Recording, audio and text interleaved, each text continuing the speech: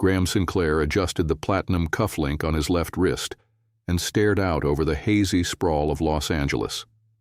From the top floor of the Sinclair building, a sleek tower of mirrored glass that bore his name, he could see everything: the Pacific, the smog-muted skyline, and the tiny ant-like movement of the people below.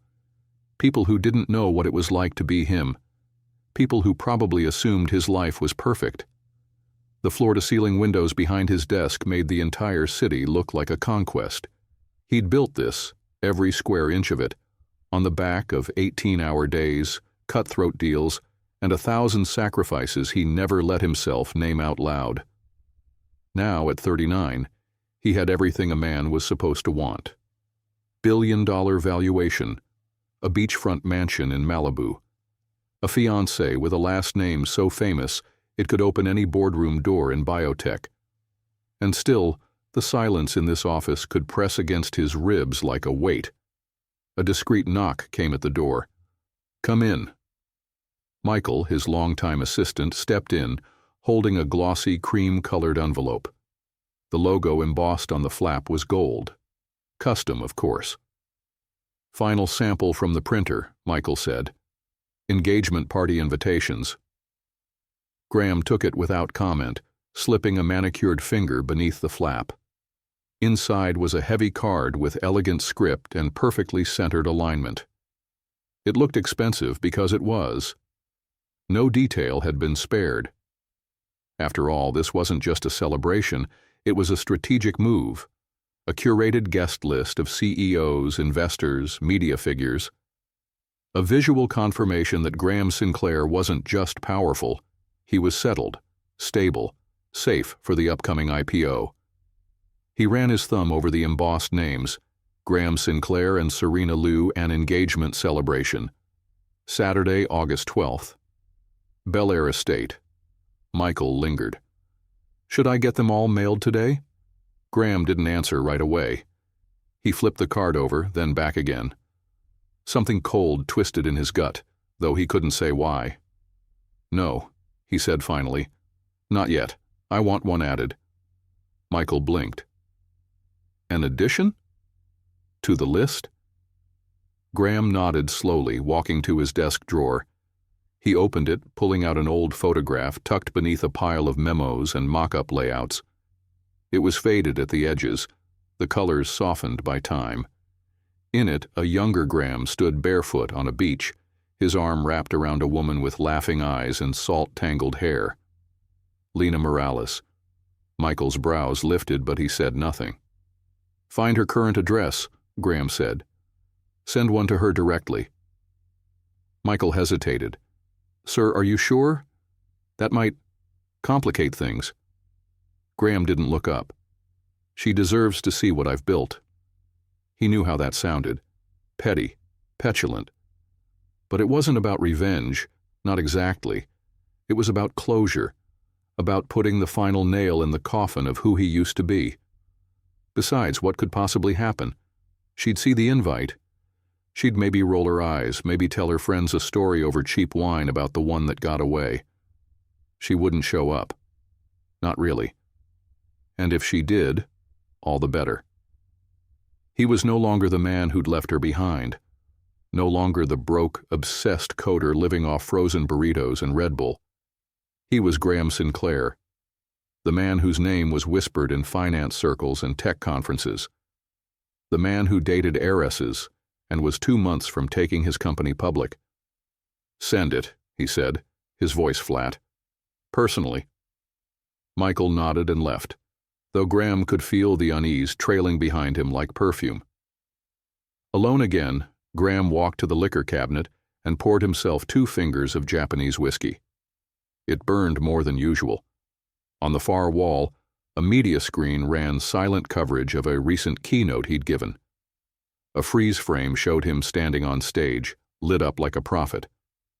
Headlines beneath it read, "Sinclair AI set to revolutionize healthcare analytics. Tech visionary or corporate ice king." He turned the screen off. The quiet returned, settling in his chest like fog. Graham sipped the whiskey and stared down at the city again. He thought of Lena, not the one in the photograph, but the real one. The woman who'd once told him in that apartment with the leaky faucet and peeling paint, "You can be great, Graham. Just don't lose your heart chasing it." He'd laughed at the time, said something glib and stupid like, "Hearts are for poets." He wondered now if she'd known even then how much he'd eventually lose, how empty all this success might feel when it echoed back with no one real to share it with. He swirled the glass in his hand and muttered aloud, "Here's to showing her I made the right choice." But as he drained the last of the whiskey, the words didn't land like they used to.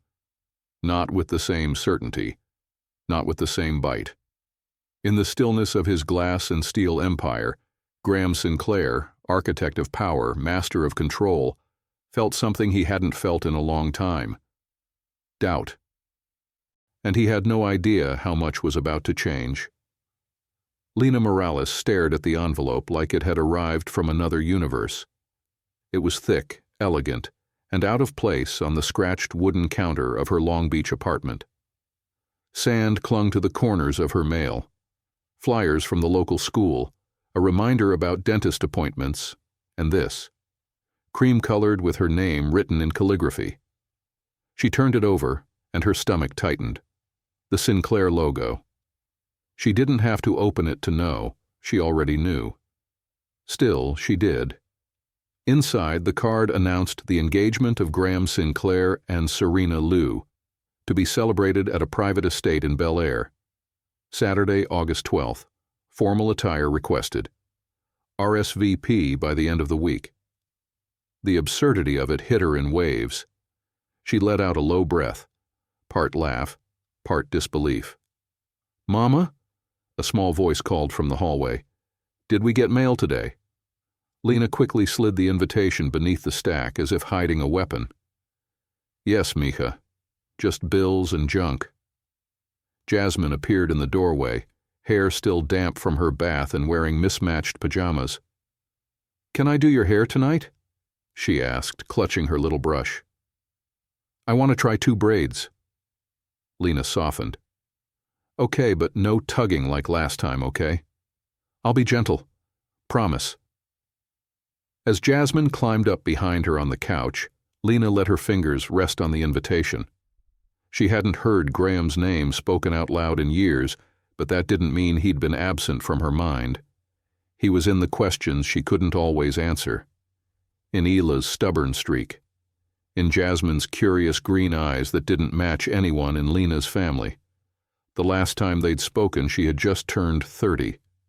She'd begged him to wait, just wait, before flying to Europe for his career-defining deal. But Graham had already made up his mind.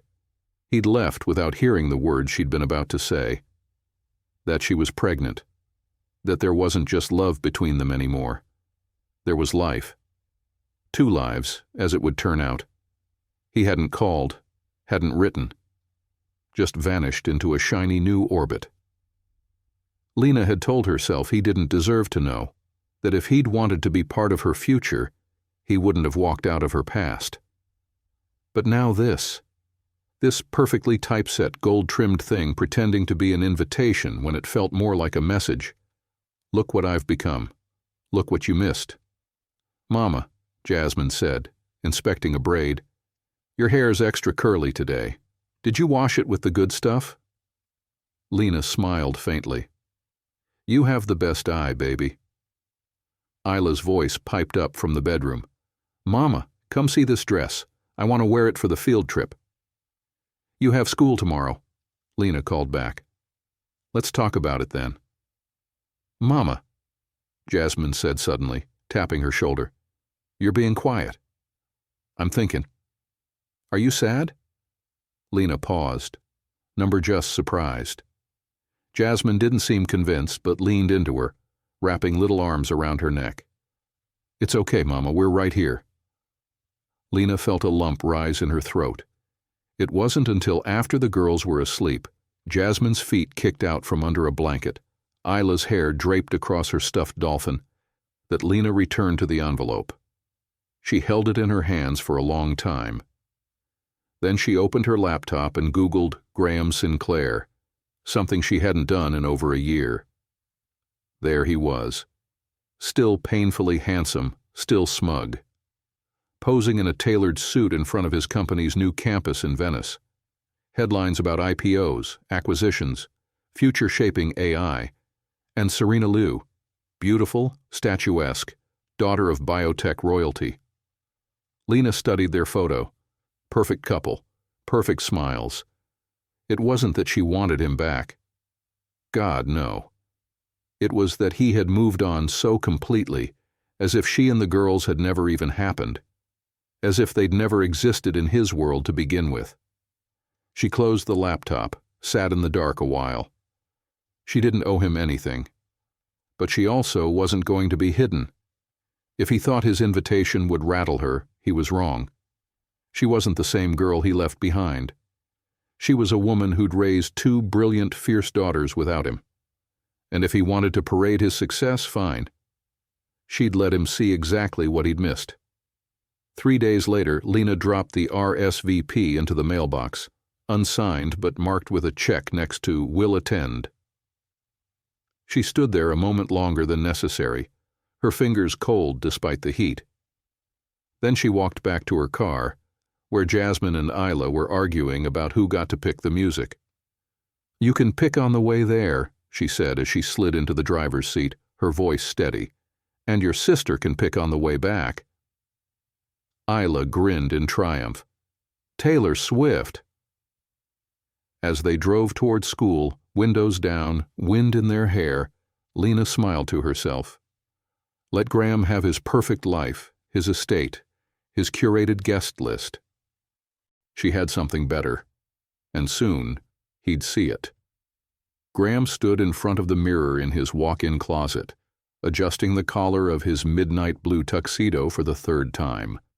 He looked perfect, which was the point. Tonight wasn't just an engagement party. It was a statement, an exhibition. Everything about it, from the caviar flown in from Paris to the 20-foot floral installations lining the private Bel Air estate, had been curated for maximum impact. Control, presentation, power. And yet, he hadn't slept in 2 days. A low knock at the bedroom door broke the silence. "Come in." Tori entered, her heels clicking softly against the marble floor, holding 2 flutes of champagne.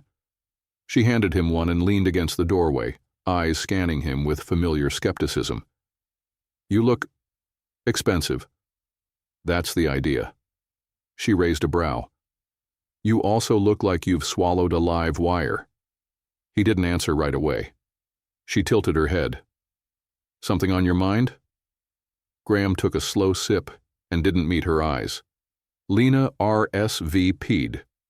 That made her pause. "Lena?" Her voice dropped. "Lena Morales."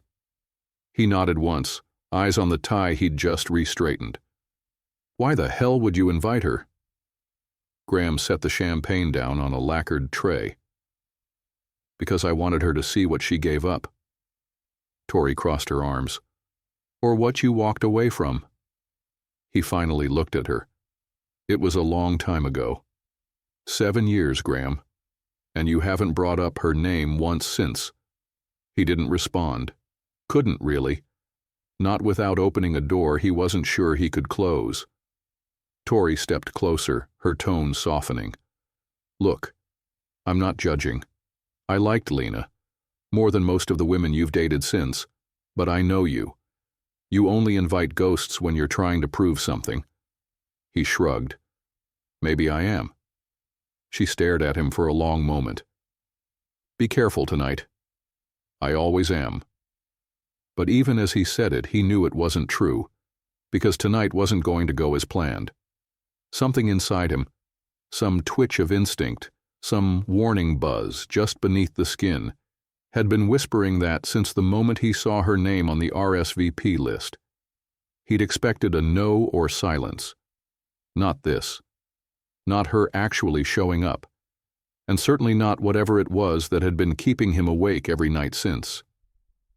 The estate grounds were a page out of a glossy lifestyle spread.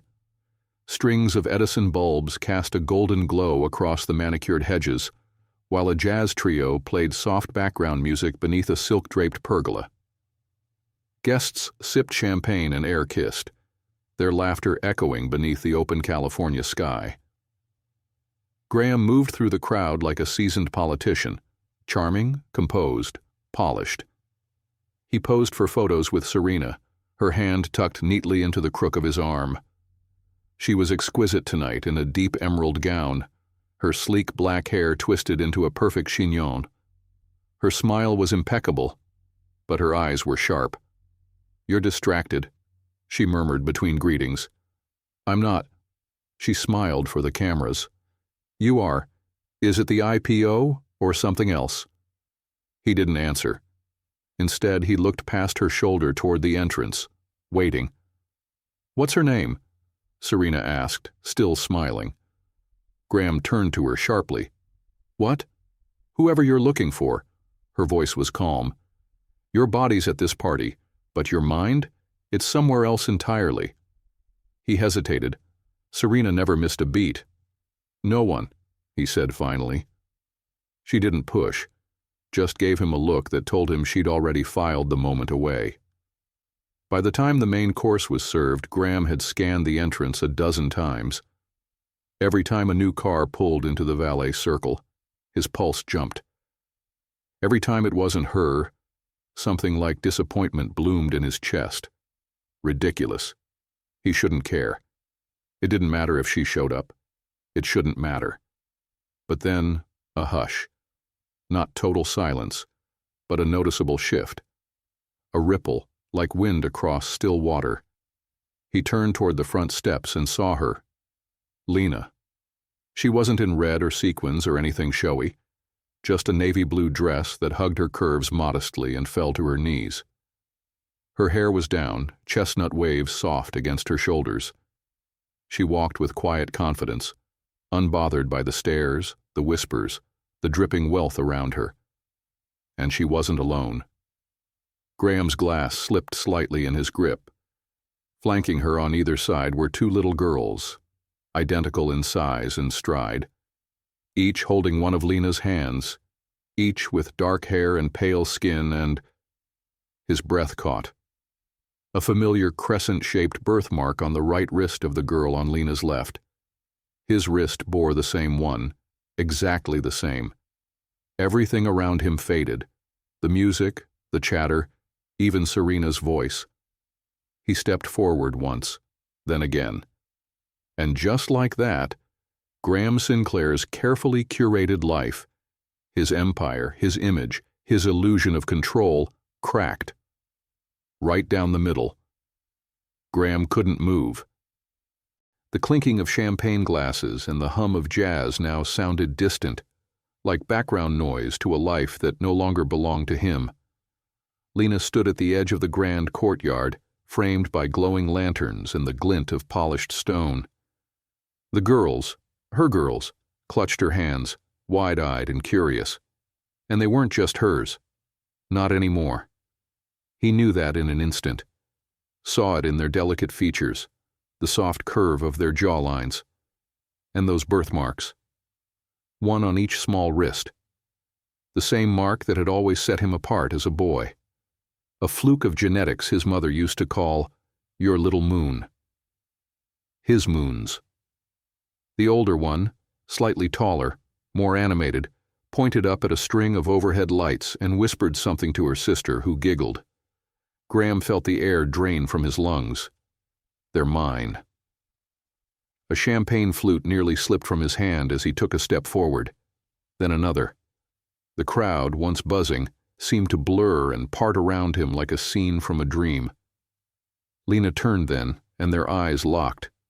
7 years fell away in that second. She looked different, but only in the ways time would insist.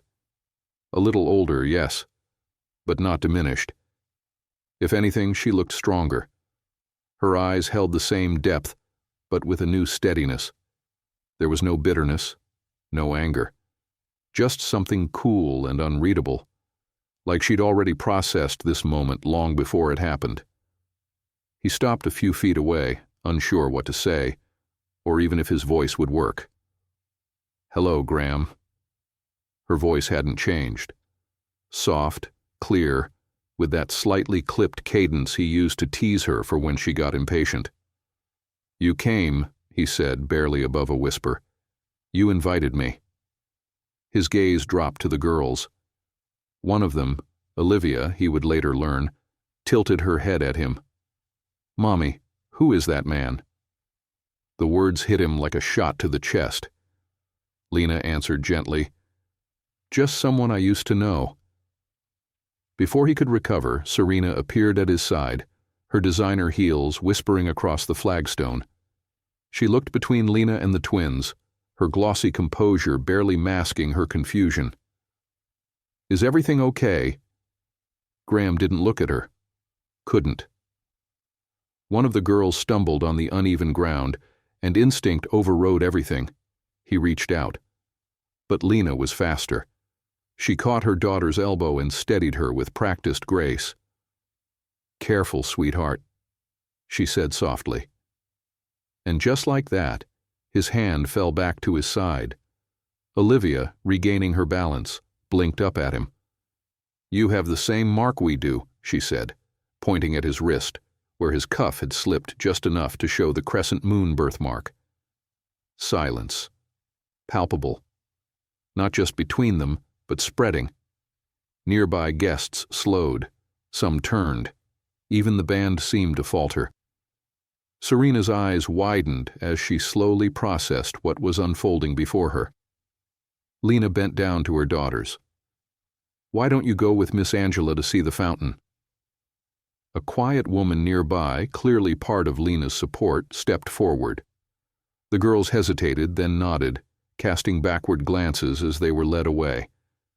Now it was just Graham, Lena, Serena, and the unanswered storm gathering between them. Serena's voice broke the silence, crisp and low. "Graham, who are they?" He finally looked at her, his face pale. "I don't know." It wasn't a lie, not yet. Lena stepped in. "They're mine," and her voice held no venom, but no apology either. Graham's knees nearly buckled. Serena turned to him, disbelief written across her usually implacable face. "Is this true?" "I didn't know," he said hoarsely. "Not until now." Lena shook her head. "Not until this party?" "Number you didn't want to know, Graham. You made it impossible for me to tell you." Tori arrived, her eyes flicking between the group like she'd stepped into a live grenade field. "What the hell is going on?" Serena didn't wait for the answer.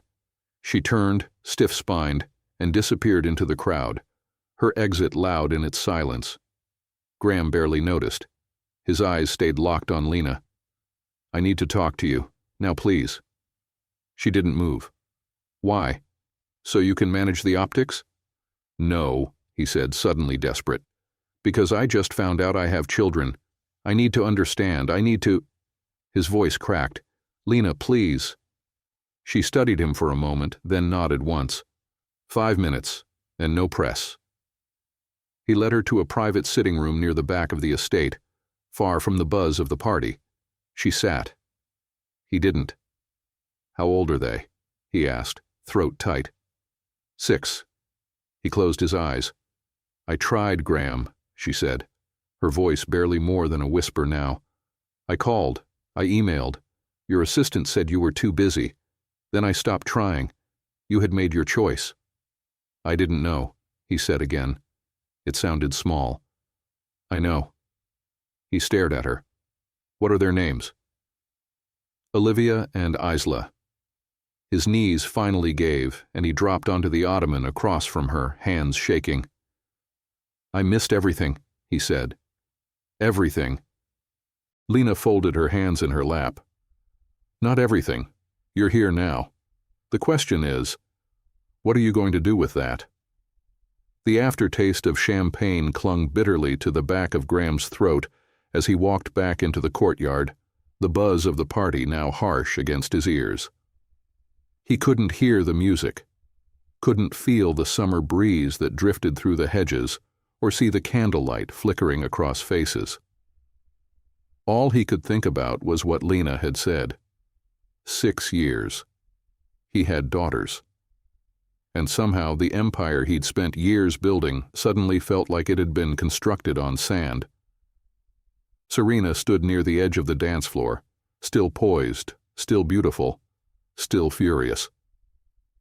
He approached slowly, cautiously, like someone trying to disarm a bomb. "Serena," he began. She held up a hand. "Don't." "Let me explain." "You don't need to," she said coolly. "It's all very clear now." Her voice was calm, but her knuckles were white against the glass in her hand. Was this party ever about us? Or was it always about proving something to her? "No," he said quickly. "It wasn't like that." "Then what was it, Graham?" "Because I just stood there, smiling, playing fiancé to the man who just discovered he had a family he didn't bother mentioning. I didn't know." "Of course you didn't. But the part that really hurts?" Her voice dropped to something quieter, more dangerous. "I think you invited her to prove a point, and it backfired, spectacularly." He couldn't argue, not convincingly. She exhaled slowly and set her untouched glass down on the ledge. "Call my driver." "Serena, I wish you well, Graham. But I won't be a prop in whatever redemption arc you're about to try and write." And just like that, she was gone. Tori approached from the side, arms crossed, her expression unreadable. "Well," she said flatly, "that went about as well as I expected." Graham didn't answer. Couldn't. Everything inside him was spiraling. "I'm going to be blunt," she continued, lowering her voice. "You look like hell, and before you try to PR spin this, don't." "I'm not," he muttered, rubbing the back of his neck. "There's no spin, not this time." Tori nodded toward the valet circle. Lena just left, with the girls. Graham's heart thudded. Did they ask about me? They asked why the man who looks like them didn't say hello. The words hit like a sucker punch. He looked at his sister then, really looked, and saw something beneath her sarcasm. Disappointment. "She's not going to make this easy for you," Tori added. "And she shouldn't. You don't get to miss 6 years and just walk in." "I know." "Do you?" Graham stared out at the departing taillights in the distance. "I want to know them, Tori. Not for headlines. Not to fix my image. I want to be in their lives." She sighed, the edge in her voice softening. "Then get ready to prove it. Because this isn't a boardroom. Lena's not some investor you can charm into a deal. And those girls? They don't need another man who walks away when it's inconvenient." He nodded once. Tori touched his arm briefly. "Start with showing up, consistently, quietly, without trying to impress anyone." Then she turned and walked off into the night, leaving him alone under the canopy of lights he'd paid too much for. 2 days later, Graham sat in his car outside a Long Beach elementary school, the leather seats of his luxury SUV feeling strangely unfamiliar beneath him.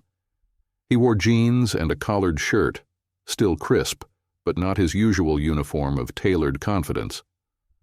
Lena had agreed to meet. He hadn't expected it.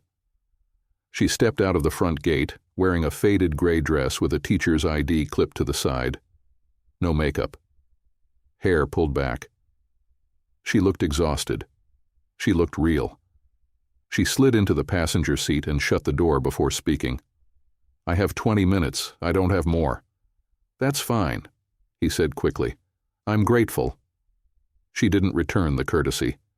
"You said you didn't know," she said. "I believe you, but that doesn't change the fact that you weren't there, that I raised them without you. I know." Number, you don't. You weren't there when Olivia had pneumonia, when Isla broke her wrist at the playground, when they cried on their birthdays asking why they didn't have a daddy like the other kids. Each word was a blade, and he didn't try to stop them. "I was going to tell you," she said, her voice cracking just slightly. "But you disappeared. You changed your number. You had gatekeepers. I tried for weeks before I gave up." Graham felt something collapse inside him. "I'm so sorry." She blinked hard, shaking her head. "That doesn't fix it. But I'm not here for an apology." "Then what are you here for?" She finally looked at him. Really looked. "To tell you the ground rules. You want to know them? You'll do it on my terms. No lawyers, no court orders, no press. You start by getting to know them as Mr. Graham, not Daddy. They don't know that yet. And I won't confuse them unless I see you're not going anywhere." He swallowed hard. "I'm not. We'll see." She opened the car door and paused. "They're extraordinary girls, funny, smart, kind. I don't need your money, Graham. I never did. What they might need is a man who can show up without trying to impress them. Can you do that?" He nodded. Lena stepped out and shut the door without another word. Graham sat in silence, the echo of her voice still ringing in his ears. For the first time in a very long time, he wasn't in charge. And for once, that felt exactly right. The first time Graham Sinclair stood outside the small public park in Long Beach, he felt wildly out of place.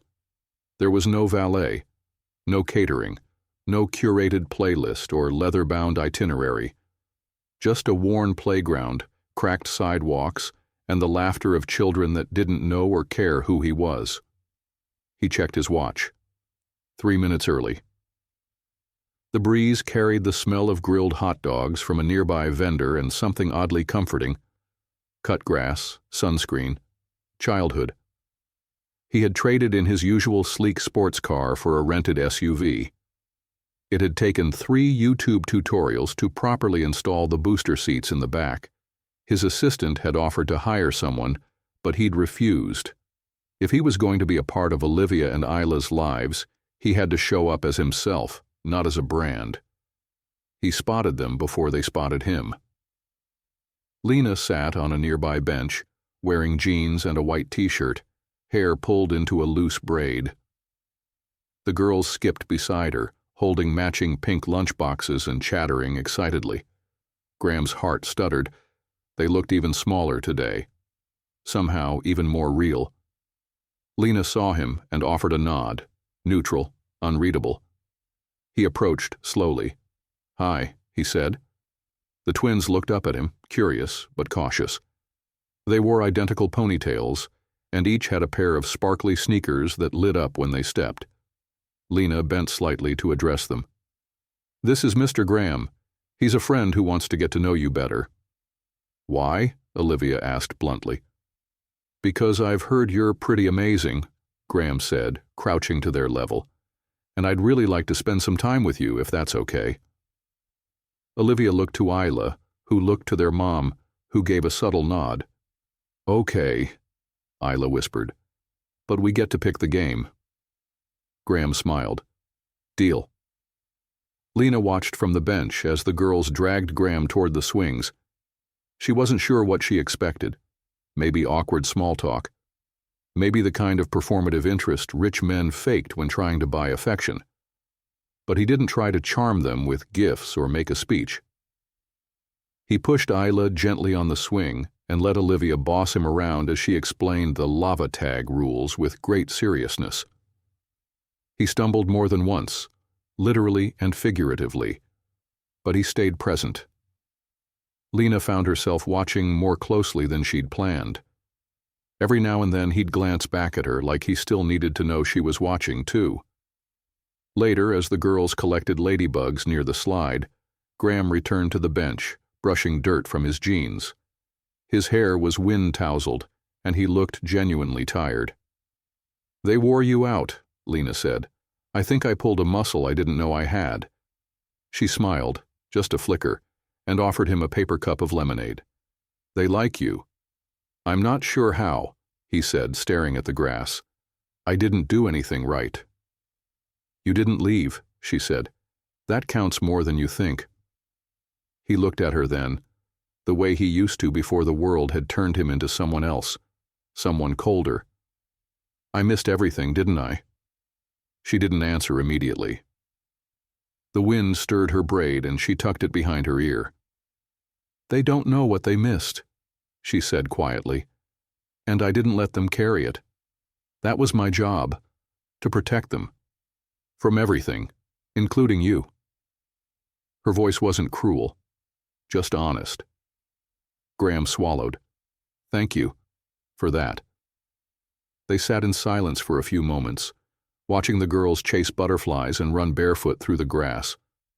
I'm trying, he added. I want to be in their lives. However, you'll let me. Lena turned to him, the look in her eyes softer now. I believe that. But I'm going to need time, Graham. They're my whole world, and I won't let anything confuse them or break their hearts. I understand. She stood. Come next Tuesday, same time. Bring sunscreen. He rose beside her, surprised. You want me to come again? Yes. She glanced toward the twins. They'll ask for you now. The girls ran over, cheeks flushed, arms full of dandelions. Mr. Graham, Isla said breathlessly, can we show you the secret rock with sparkles in it next time? Only if you promise not to tell anyone else where it is, he said solemnly. Olivia leaned in. It's a super secret. I'm good at keeping secrets, he said, then caught Lena's eye. I'm tired of them too. That night, back in his Malibu house overlooking the water, Graham stood in the kitchen, still in the same jeans, turning over a paper cup with 2 yellow smiley face stickers on it. His phone buzzed. A message from Sebastian. Need to regroup. IPO prep's getting wobbly. Are you in or out of this launch window? He stared at the text, then back at the paper cup. He didn't answer. Not yet. Because for once, someone else's timeline mattered more than his. Lena was folding laundry when her sister Carmen called for the 3rd time that week. She let it go to voicemail. Again. She wasn't in the mood for opinions, especially not from someone who'd been skeptical of Graham from the day Lena told her she was pregnant. But ignoring Carmen had never worked for long. The knock came 10 minutes later. Familiar rhythm. 3 quick taps, then a long pause. Lena opened the door to find her older sister already pushing her way inside, holding a steaming container of empanadas in one hand and judgment in the other. I brought food, Carmen said, because clearly you're not feeding your brain if you think letting him back into your life is a good idea. Lena rolled her eyes. Hello to you too. They sat at the small kitchen table, the smell of cumin and onions filling the apartment. The girls were down the hall, occupied with a movie and markers, blissfully unaware of the adult tension humming just feet away. I'm not letting him back in, Lena said. I'm letting him meet his children. Carmen snorted.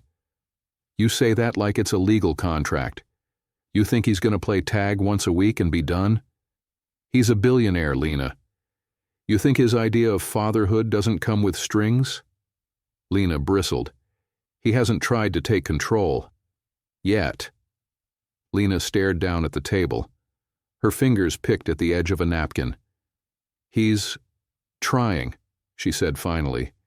He shows up. He listens. He doesn't pretend to know more than he does. Carmen narrowed her eyes. And you still love him? Lena's head jerked up. Excuse me? You heard me. Lena let out a dry laugh. That ship sank. Years ago. Ships can be rebuilt, Carmen said, softening now. But just make sure you're not the only one patching the holes. Lena looked out the window. A breeze stirred the curtain. For a second she imagined what it would be like if things were different. If Graham had known from the beginning. If he hadn't vanished into the fog of power and ambition.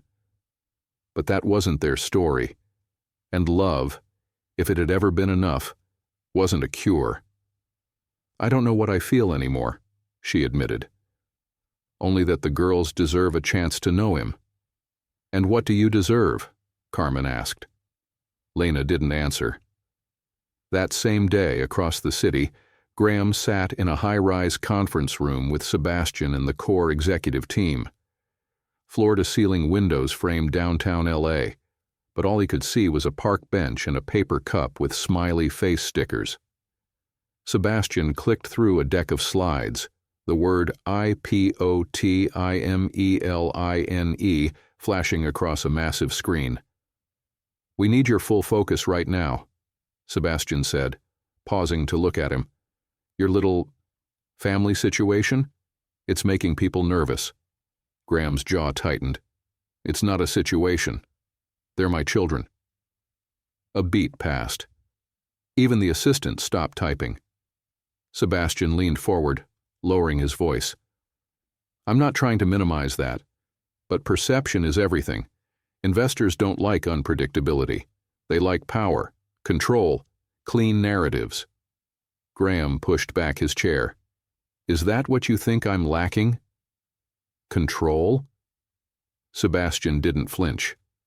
"I think you're distracted, and I think you're about to blow the single most important deal of your career if you don't decide which version of yourself you're going to be." Graham stood, buttoning his jacket with deliberate calm. "I already decided. I'm going to be the man my daughters can look in the eye." He walked out, ignoring the stunned silence that followed. 2 days later, Graham arrived at the girls' school for parent lunch day. Lena was already there, seated at a picnic table beneath a jacaranda tree, helping Olivia unwrap her sandwich. Isla waved when she saw him, practically bouncing. "Mr. Graham," she yelled. "You came." He smiled, holding up a brown paper bag. "Hope there's room for one more." Lena nodded toward the bench. "There's room." He sat beside Isla, who leaned against him like they'd done this 100 times. Lena glanced at him as he carefully wiped mustard from Olivia's chin. "You okay?" He shrugged. "I left a board meeting in the middle of a pitch to make it here." Her brow lifted. "Won't your people throw a fit?" "Probably." He looked over at her. "But I'm learning that the people who matter most don't usually sit at a conference table." Lena didn't say anything at first, but she reached into her tote and handed him a juice box, with a smile tugging at the corner of her mouth. "Welcome to the real boardroom," she said. It had been a week since the school lunch, and Lena still couldn't stop replaying the way Graham had handed Isla a juice box like it was sacred. It was the kind of thing most men did without thinking. But Graham? He looked like he was studying for a final exam every time he helped one of the girls tie their shoes or zip up a hoodie. And yet, he kept showing up. Every time. Which only made things harder, because now the girls were asking for him by name. Not Mr. Graham anymore, just Graham, soft and familiar, like he belonged. And that terrified her. Because Lena remembered what it felt like to trust him. She remembered how easily he could slip under her defenses, how quickly he could turn quiet attention into something that made her forget every good reason to be careful. And now he was bringing that same steady presence into their daughters' lives. This wasn't about her. It couldn't be. Except, sometimes it felt like it was. Especially when he showed up at the Saturday morning farmers market with 3 coffee cups and an extra $5 bill so Isla could buy the strawberries herself, like a big kid. Especially when Lena caught herself smiling like an idiot watching him carry both twins on his back through the petting zoo while goats nibbled his shoelaces. She hated that she noticed the little things again. The way he never rushed the girls when they talked. The way he listened with his whole body. Leaned in, eyes steady, hands still. He was softer now. Stripped of polish. A man who was trying, not performing. But Lena knew better than to believe trying always lasted. So when he asked, over coffee and a too-sweet muffin, if the girls could spend an afternoon at his house in Malibu, she froze. "It's just a few hours," he said. "We'd build sandcastles, watch a movie. You're welcome to come too, of course." She sipped her drink, avoiding his gaze. "They've never been inside a house like that." He shrugged. It's still just a house. No, it's not. Her voice was sharper than she meant. It's a world. One they don't understand. One I'm not sure I want them getting comfortable in. Graham was quiet. Because it's mine? Because it's everything I tried to protect them from. That kind of wealth. It can warp people. He looked at her gently. You think I'll spoil them? No, she admitted. I think you'll enchant them. And then one day you'll be too busy, or too far, or too... whatever. And they won't understand why you disappeared. He blinked, caught off guard by the honesty in her voice. She wasn't angry. She was afraid, and for the first time, he truly saw it. This isn't about the house, he said softly. It's about trust. Lena didn't answer right away. The sounds of the market swelled around them. Guitar music, kids squealing, the clink of produce baskets. I'm trying to meet you halfway, she said finally. But I don't want them to get attached to something that might not last. Graham reached across the table, not touching her, just bridging the space between them with presence. Then let's start smaller, he said. Come with them. We'll walk the beach, eat grilled cheese, no luxury, just time. She studied him. Not the CEO, not the man who once left her behind, just Graham. Okay, she said after a long pause. But I bring the sunscreen. He smiled. Deal. That night, Graham drove home with a new kind of adrenaline humming in his veins, not from a closed deal or a media win, but from a single, quiet okay from the woman who had every reason to say no. He pulled into the driveway of his glass-walled home, too large for one man, too quiet by far, and stepped into the foyer just as Sebastian's number lit up his phone. He let it go to voicemail. Then another call came in. Not Sebastian, not business. Tori. He picked up. Hey. Just a heads up, she said. Sebastian's on a warpath. He called me trying to get a read on where your head's at. I told him I'm not backing down. Well, he's not just pushing the IPO now. He's poking around legal custody issues. Quietly. Probably wants to protect investor confidence. Graham felt his stomach drop. Tell me you're kidding. I wish I were. You're making choices that scare the board. They don't know what to do with a CEO who cancels meetings for PTA drop-offs. He walked to the window, looking out at the dark ocean, the faint reflection of himself in the glass. I'm not giving them up, Tori. Then prepare to fight smart. Lena doesn't trust you yet. And if anyone brings lawyers into this, it'll make her bolt. He pressed his forehead to the cool pane of glass. I didn't want this to get ugly. Then make sure it doesn't. Protect her, even if it means choosing her over your title. A long pause. I already have. Lena stood frozen in the school hallway, her phone pressed to her ear, her heart pounding louder than the kids screaming during recess outside. Say that again, she whispered. The woman on the other end, a concerned friend from the PTA, didn't hesitate. It's all over this morning's Tech Chronicle, Lena. Your name's not mentioned, but come on. It doesn't take a genius to connect the dots. CEO's surprise twin daughters revealed ahead of IPO. There's even a blurry photo of Graham at the school. Lena's blood went cold. I have to go, she said, and hung up. Her fingers trembled as she pulled up the article.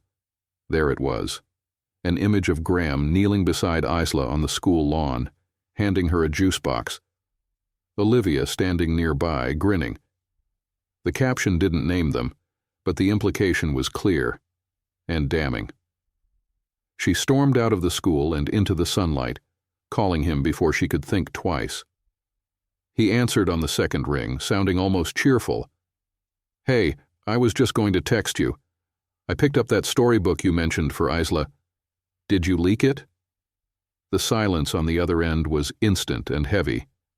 Lena, what are you talking about? The Tech Chronicle, Graham, the story, the photo. You promised no press. I didn't leak anything, he said firmly. I would never do that. Then how did they get that picture? How did they know anything? I don't know. I've been careful. My team's been under strict orders. Don't, she snapped. Don't give me corporate reassurances. You said this wasn't about optics.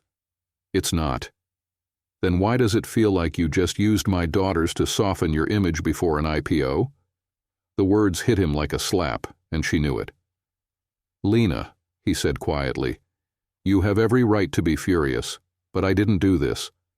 Let me fix it. She almost laughed. You think you can fix this? This is my life, their life. We didn't ask for your press coverage. We didn't ask to be exposed. I'll handle it. I'll find out who leaked the photo. You should have thought of that before you brought your circus into our world. And then, before he could say another word, she ended the call. Graham stared at the phone in his hand, the weight of her accusation still vibrating in his ears. He hadn't leaked anything. He'd protected that part of his life fiercely.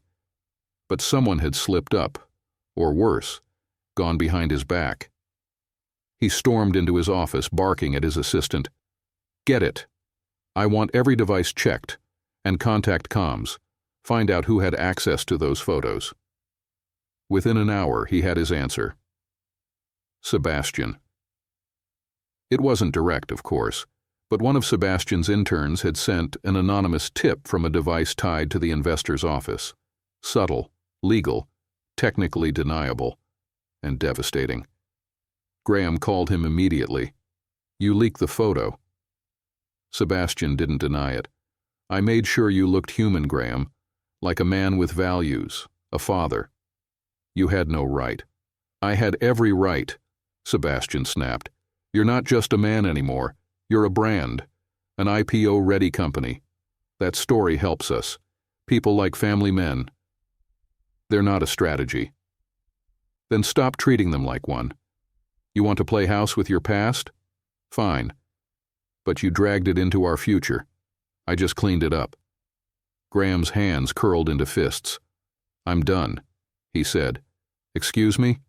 I'm stepping down. Pull the IPO if you have to. Find another face, but I won't sell my kids for a stock bump. Graham... He ended the call. That night, Lena sat on her bed watching the twins sleep.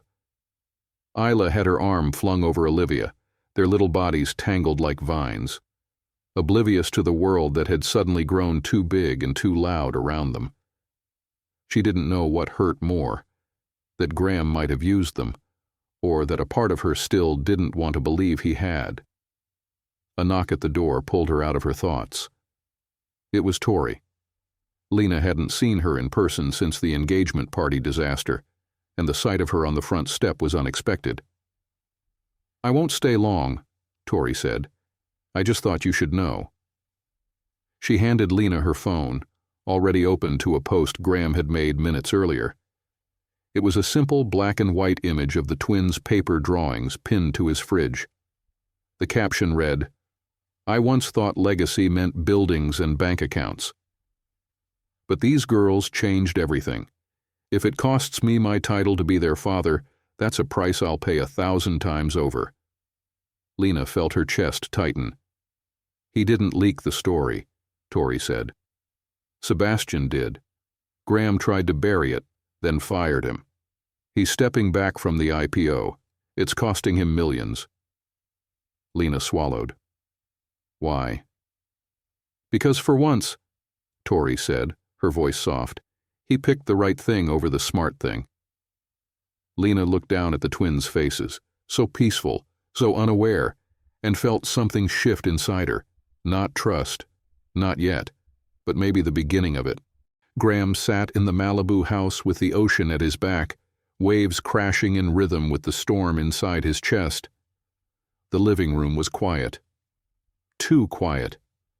The drawing Isla had made for him, stick figures on a beach labeled Me, Olivia, Daddy, still hung on the fridge, crooked and proud. He hadn't touched it, couldn't, because right now he didn't know if he'd ever see her again. He hadn't heard from Lena since Tori dropped by. No texts, no update, no plan. Just silence. The kind of silence that feels permanent. He'd made his choice.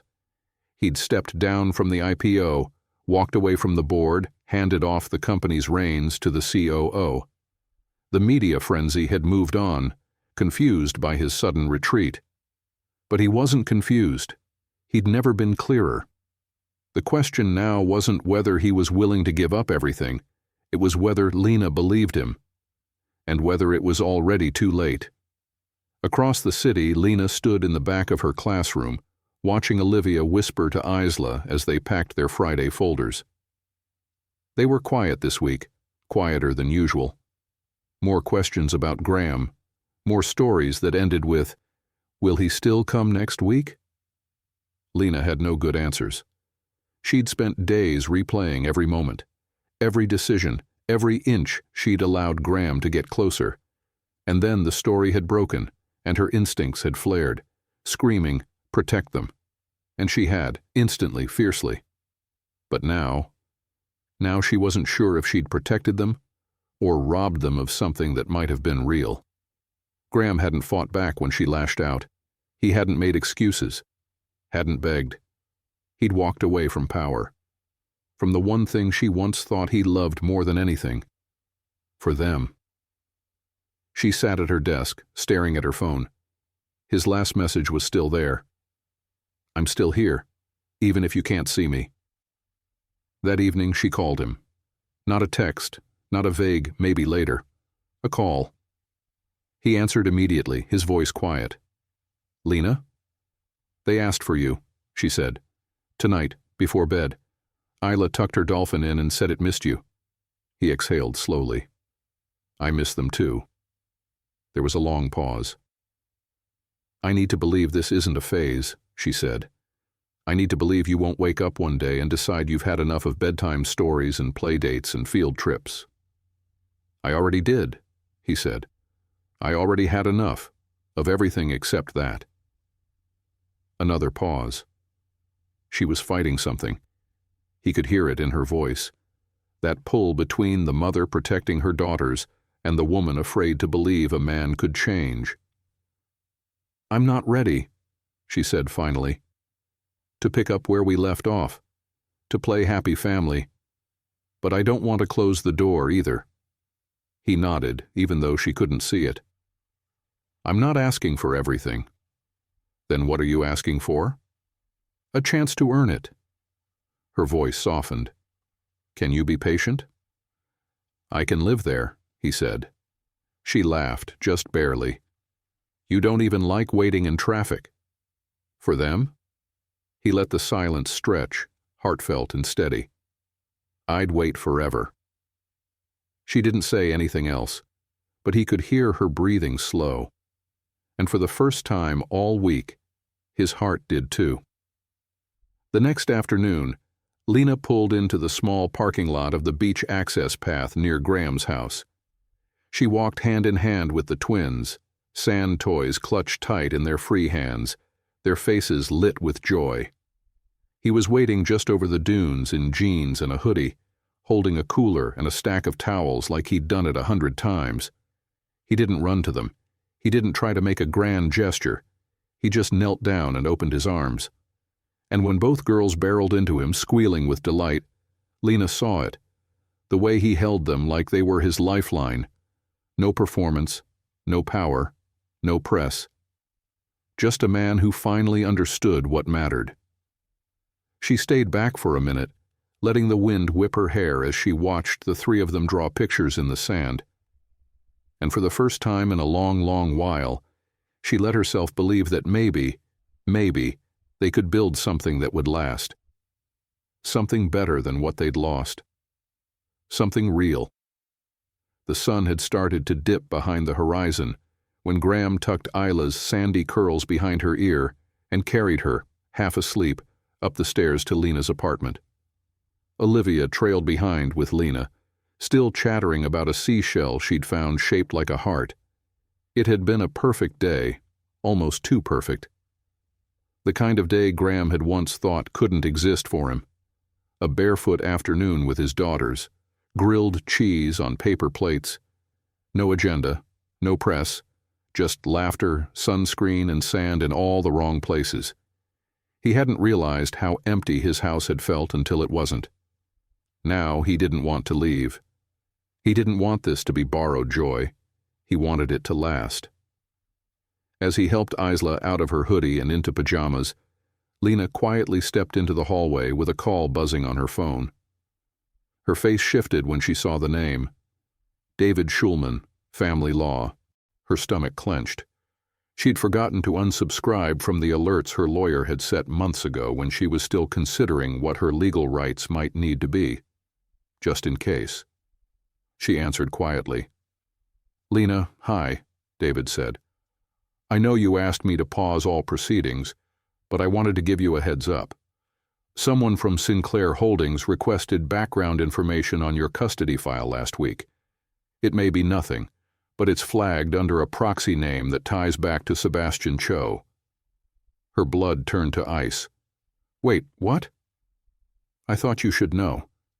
Could be someone sniffing for leverage. It's messy, Lena. Just be careful." She hung up before she could think. The moment Graham walked out of the girls' room, Lena was waiting, rigid, pale, eyes on fire. "What is Sebastian doing near my custody file?" Graham froze. "What? Don't play dumb. I just got off the phone with my lawyer. Someone from your world is poking around where they don't belong." He took a step forward. "Lena, I swear to you, I didn't ask anyone to—" "But someone did, Graham. Someone with access, with a motive. And you think that doesn't bleed back on you? I cut ties with Sebastian weeks ago." She didn't blink. "But it doesn't matter, does it? Because your name still opens doors, even when you're not the one turning the knob." He ran a hand through his hair. "I'll find out who made the request and shut it down." Her jaw clenched. "You're not listening. This isn't about whether you can fix it. It's about whether I can ever trust that your world won't come crashing into mine." He stepped closer, pleading. "I walked away from that world, Lena. For you. For them." "But it's not gone," she snapped. "It's always there, looming over us. And I'm the one who has to be steady when the storm hits. Again." Graham took the blow, his voice rough now. "So what are you saying? That this was a mistake?" She closed her eyes, just for a second. When she opened them, she looked more tired than angry. "I'm saying this was a glimpse, a beautiful one. But we live in different realities, Graham. I don't have the luxury of believing in fairy tales anymore." His throat tightened. "I never wanted to be a fairy tale. I just wanted to be here." "You are," she said quietly. "But for how long before the next spotlight finds us?" The silence stretched between them. Finally, she turned. "I think the girls need space, and I do too." He felt it like a cold wave crashing into him. "You're cutting me out." "I'm asking for time," she said. "That's all. Time to figure out if the life you left behind will ever really let us exist in peace." And just like that, the door to the world he'd only just begun to love again closed. The next morning, Graham stood in the quiet of his Malibu home, watching the sunrise with a cup of untouched coffee. He didn't go to the gym. He didn't check his emails. He just stood still, haunted by the echo of his own failure. Because no matter what he said or how hard he tried, Lena wasn't wrong. His shadow still touched everything, even when he wasn't the one casting it. And now he didn't know what to do except stand there, in the silence he once thought was safety, and wonder if this time, this one time, love wouldn't be enough to make things right. The silence stretched for 5 days. Graham didn't call, didn't text. Not because he didn't want to, but because he knew Lena meant it. She needed space. And for once, he respected a boundary without trying to negotiate around it. But space, it turned out, could be a cruel thing. Without the twins' laughter bouncing off his walls, the Malibu house felt bigger than ever. Every countertop gleamed, every room sat immaculate, and absolutely lifeless. He missed the chaos, missed Isla asking for pancakes shaped like dolphins, missed Olivia's made-up stories about talking seashells, missed Lena's quiet smile when she thought he wasn't looking. Now, he had nothing to look at but his own regrets. The morning sun had barely risen when he called Tori, needing a voice that wasn't his own echo. "You sound like hell," she said, skipping pleasantries. "I feel worse." There was a pause. Then softer. "You going to tell me what happened?" He did. Everything, from the call Lena got from her lawyer to the way she looked at him before asking for time. Tori exhaled into the phone. "You know she wasn't wrong." "I do. But you're not wrong either. That doesn't seem to matter. She's not punishing you, Graham. She's protecting what she built, alone, for 6 years. I know. She's not asking you to fix anything this time. Just to stay still. Can you do that?" He leaned against the counter, eyes closed. "I don't know if she'll come back." Tori didn't sugarcoat it. "Maybe she won't. But if you pull away now, if you let your pride talk louder than your heart, you'll prove every fear she's ever had about you right." On the other side of town, Lena sat at her dining table, surrounded by colored pencils, lunchboxes, and guilt. The girls were quiet, not sad, but different. They didn't ask when they'd see Graham again, which was almost worse. She hated this, hated how much it still hurt, hated how a man who had once disappeared so easily had become so embedded in their lives again. And she hated, more than anything, that she missed him. Because despite everything, he hadn't walked away this time. He'd backed off when she asked. He hadn't called, hadn't begged, hadn't tried to fix it with flowers or money. He'd listened. That somehow made it harder. She pulled out the photo Olivia had drawn at school last week. A crooked house with 4 smiling stick figures. One of them wore glasses. The other 2 had matching dresses. The last one stood a little taller, holding their hands. "My family," it read, in red crayon. Lena closed her eyes. Later that afternoon, as Graham stepped into his garage to clear his head, he noticed something strange. The twins' booster seats were still in the SUV. He couldn't bring himself to take them out. Instead, he drove. Nowhere in particular. Just through the city, past the school, the park, the little bookstore Lena liked on the corner of 4th and Pine. He wasn't stalking, just orbiting, like gravity wouldn't let him stray too far. Eventually, he pulled into a church parking lot. The same one where they'd once attended a friend's wedding years ago. Before the success, before the silence. He didn't go inside. He just sat there, staring out the window, thinking about the man he'd been and the father he wanted to become, and how there was still so much space between the two. 2 days later, Lena found a small envelope in her mailbox.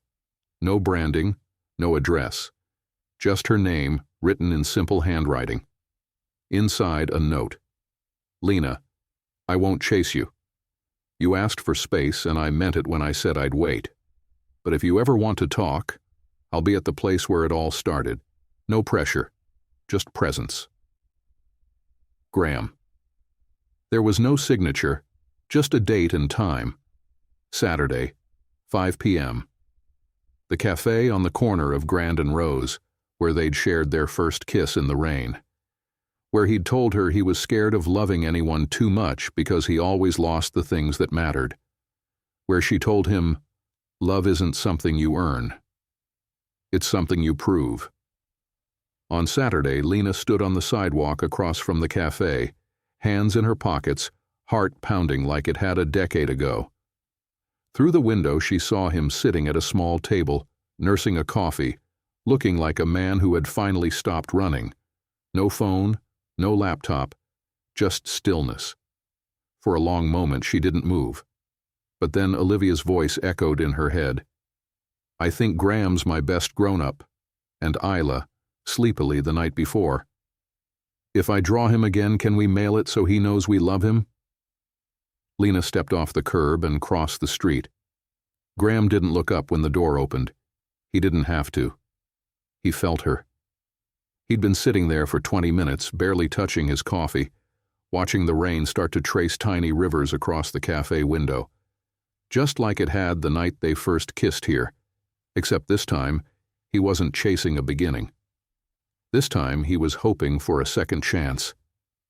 Lena slid into the seat across from him without a word. Her coat was damp at the shoulders, her curls frizzed from the mist. But her eyes? Steady, guarded, tired, beautiful, just like always. You remembered, she said quietly, glancing around the small cafe, nearly empty except for a couple of college students and an older man reading the newspaper by the window. I remember everything, Graham said, his voice rough. Especially the things I wish I could change. She didn't look away. That's not why I came. I'm not here for an apology tour. I know. Then why this place? He set his coffee down. Because the first time we were here, I told you I didn't believe in forever. That it scared me. She nodded, her jaw tight. You weren't wrong. I was. He leaned forward, elbows on the table. I didn't understand back then that fear doesn't go away just because you ignore it. It only grows in the silence. And now? I still get scared, he admitted. But not of loving you. Not of them. I'm scared of getting it wrong. Of being the man who breaks them before I even get to fully know them. Lena's breath hitched. He wasn't trying to perform. There were no prepared lines, no rehearsed apologies. Just him, stripped of armor. I don't want a perfect version of you, she said after a long moment. That man doesn't exist. What I want is consistency, effort, a partner who doesn't vanish when life gets hard. I won't, he said simply. You say that now. No, he interrupted gently. I say that every day now, whether you hear it or not. He reached into his coat and pulled out something small. Folded paper, carefully placed between two pieces of cardboard. A child's drawing. I found this under the back seat last week. Olivia must have dropped it. He slid it across the table. Lena unfolded it slowly. 4 stick figures, a sun, a dolphin, a line of uneven hearts across the top. My family. And then, beneath the picture, in her 6-year-old scrawl, I hope Daddy comes back. Lena pressed her lips together, her hands trembling slightly. I didn't ask her to write that, Graham said. But it's what they feel, and if there's even a chance I can be the father they deserve, I'm all in, whether you and I ever find our way back or not. The last part came out quietly. No bitterness, no plea, just truth. Lena looked at him, her throat working. You're saying you'd stay, even if we never... Yes. And if I never trust you like I used to? Yes. And if one day they love you so much that it hurts me a little? Yes. Lena let out a long, shaky breath. You really mean it. I do. She stared at him like she was seeing a stranger and someone familiar all at once. Then slowly, she reached across the table and rested her hand over his. You're going to have to earn every inch of this, she whispered. Not just with me, with them, over and over. I will. And you don't get to buy your way in. You bring juice boxes. You sit through school plays. You screw up bedtime and fix it. He smiled, blinking back something sharp. That's all I want. And you show up. Not when it's convenient. Every day you say you will. I will. She squeezed his hand once and let go. Outside, the rain began to ease. Inside, the space between them, so wide for so long, finally began to close. The door creaked open just before 8, and Olivia ran down the hall barefoot, a crayon in one hand, and bedhead wild around her face. "Graham!" she squealed, launching herself into his arms before he could even set his bag down. He caught her mid-air, laughing as he staggered back a step. "Good morning to you, too." Isla wasn't far behind, her arms crossed but eyes dancing. "You said you were coming at 8:00. It's 8:02. Lena appeared in the hallway doorway, mug in hand, eyebrows raised. "We're working on grace in this household, some of us more than others." Graham looked at Isla, then Lena. "May I be forgiven for my great offense?" Olivia nodded. Isla considered, then offered a single, solemn high five. The last few weeks had shifted something, not with fireworks or speeches, but with quiet, persistent presence. Graham showed up every day he said he would, sometimes just to drop off school lunches, sometimes to sit through math homework and messy crafts and grilled cheese dinners made with the wrong kind of bread. And Lena had begun to relax. Not all at once, but slowly, like a tide returning to shore. She no longer bristled when he offered to help, no longer flinched when the girls called him daddy without prompting, and sometimes, when she thought he wasn't looking, she watched him with a softness in her eyes that hadn't been there in years. "Girls," Lena said, sipping her coffee, "get your shoes. We're going to be late." "But Graham just got here," Olivia protested. "I'll be back tonight," he promised. "You can draw me a picture of your day. I want every detail." They squealed and ran to their backpacks, arguing over who got to use the glitter markers. Lena stayed behind. He glanced at her, unsure if he should step closer. She beat him to it. "Dinner's at 6. You're still invited." His chest tightened with something warm and unexpected. "I'll bring dessert." "No chocolate after 6 or they turn into sugar goblins." "Duly noted." She hesitated, then tilted her head. "You're good with them, better than I expected. Because I used to be bad at everything real." She didn't argue, but she didn't agree either. Instead, she smiled, small and slow. "Because you're not faking it." He looked down at her, heart loud in his chest. "You're not either," he said. Their eyes held for a beat too long, and then the front door banged open and the twins came sprinting through again, their laughter slicing the moment neatly in half. Later that night, after dishes were washed and stories were read, after tiny arms wrapped around his neck and warm breath whispered, "Good night, Daddy," Graham sat on Lena's couch, quietly stunned by how full the room felt. He expected her to sit beside him, but she stayed in the kitchen a moment longer, wiping already clean counters. "I saw the email from the foundation today," she said over her shoulder. "The literacy grant?" She nodded, walking over and lowering herself into the armchair across from him. "You're really doing it. All of it, not just for show." He looked at her, not entirely hiding the weariness behind his eyes. "It turns out there's no press release for becoming a better man. Just a lot of early mornings and therapy and humility." She chuckled, then quieted. "I didn't want to need you," she said quietly. "Not again." "I didn't expect you to, but I do," she admitted, voice barely above a whisper. "And I hate how much that scares me." He leaned forward, resting his elbows on his knees. "Can I tell you what scares me?" She nodded. "That one day I'll mess up. That I'll forget something or lose my temper or fail in some small human way, and you'll decide I'm no longer safe for them. Or for you." Her lips parted slightly, a breath caught between them. "But I'm not asking for perfection, Lena," he continued. "I'm asking for forgiveness. In advance. For the days when I don't get it right."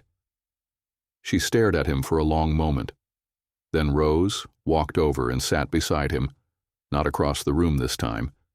She reached for his hand. "I can't promise forever," she said softly, but I can promise I won't run when it gets hard." He turned to her, heart open in his eyes. "Then that's more than I ever hoped for." Their fingers intertwined, their silence finally comfortable. And for the first time in years, the air between them held no weight, no wariness, just warmth. Not an ending, not a beginning, just something steady, something earned. It was a Sunday in late spring, the kind of day that made Southern California feel like it might actually believe in second chances. The beach behind Graham's house shimmered under soft sunlight, a breeze lifting the scent of salt and sunscreen through the air. There were no photographers, no catered platters, no polished speeches or floral arches, just one picnic blanket, 2 small folding chairs, a cooler full of sandwiches, juice boxes, and sparkling lemonade, and 4 people who now knew how to live in each other's worlds. Graham watched Olivia and Isla chase each other along the shoreline, their laughter rising above the steady rhythm of the waves. Isla carried a plastic bucket full of rocks and shells, while Olivia held her sister's hand like it was a map home. Lena sat beside him on the sand, her feet half buried, a sketch pad in her lap.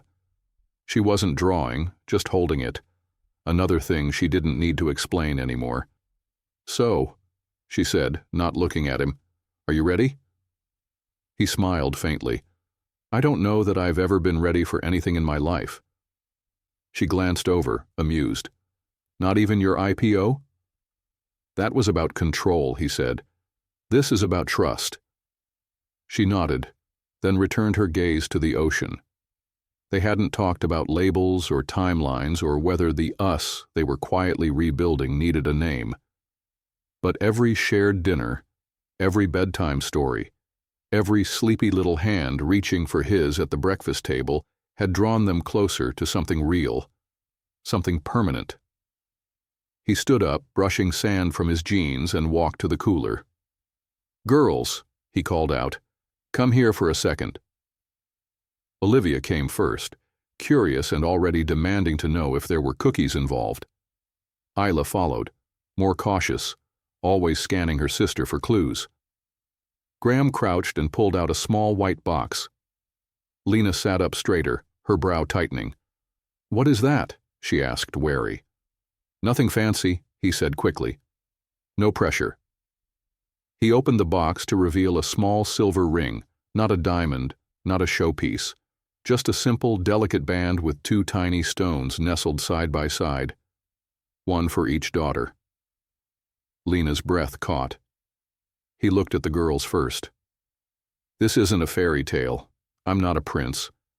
I'm just a guy who didn't know what love looked like until I saw it in your faces." They blinked at him, captivated. He turned to Lena. "I don't need vows or crowds or headlines, but I do need this, us. Not the version that fits into press releases or strategy decks, just the messy, beautiful one where we raise them together, where I'm not just the man who showed up late, but the one who stayed." Lena's hand covered her mouth. "I'm not asking for a wedding," he added. "Not yet. Maybe not ever.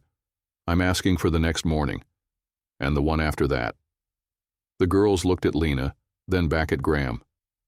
"Are you asking her to marry you?" Olivia asked, eyes wide. He smiled. "I'm asking her if we can keep doing this. Keep growing this life. Together." Isla stepped forward and placed a shell into the ring box. "For good luck," she whispered. Lena laughed, choked and warm, the sound of someone letting go of years of holding it all together. She rose, walked over, and wrapped her arms around Graham. Her forehead rested against his chest. "You were late," she whispered, "but you came back." He pulled her closer, his voice rough. "And I'm never leaving again." The girls squealed, running circles around them as if love were a game they already understood perfectly. Later, when the sun had dropped behind the horizon and the blanket was packed away, Graham carried Isla up the stairs while Olivia dozed on Lena's shoulder. The house smelled like popcorn and crayons. The kitchen sink was full, The laundry would probably never catch up. And for once, none of it needed to be perfect. As Lena tucked the girls in, Graham stayed in the doorway, watching the scene unfold with reverence. Not regret. He used to think power meant being untouchable. Now he understood the real power was in being chosen, daily, humbly, by people who saw all of him and stayed anyway. Later, as they lay side by side in the dark, the soft breath of their daughters drifting down the hallway, Lena reached for his hand. "Do you miss it?" she asked. "The noise? The chase?" He kissed her knuckles. "I used to think that was life. Turns out it was just a very expensive way to avoid it." She smiled into the quiet. "You're different now." He didn't answer, because she already knew, and that was everything.